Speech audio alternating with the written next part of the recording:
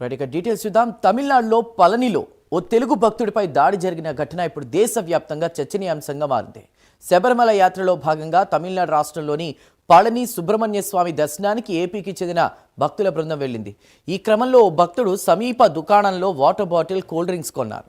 అయితే MRP rate కాకుండా 10 రూపాయలు ఎక్కువగా అడిగాడు. అదేంటని భక్తుడు నిలదీగా తమిళంలో తిట్ల పర్వం మొదలెట్టాడు. అంతటితో ఆకుండా గాజు సీసాతో అయ్యప్ప భక్తుడిపై దాడి చేశాడు. ఈ ఘటనలో బాధితుడి తలకు తీవ్ర గాయమైంది. ఇక అప్పటికీ ఆగకుండా భక్తుడి మెడలోని అయ్యప్ప దీక్షామాలను కూడా తెంచేశాడు.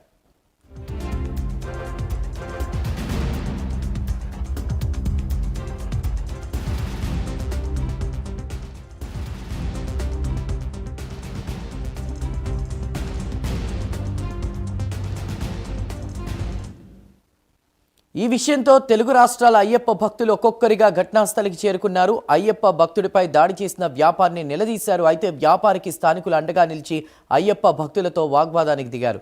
దాడి చేసిన వ్యాపారిపై కఠిన చర్యలు తీసుకోవాలని డిమాండ్ చేస్తూ అయ్యప్ప భక్తులు ఆందోళనకు దిగారు.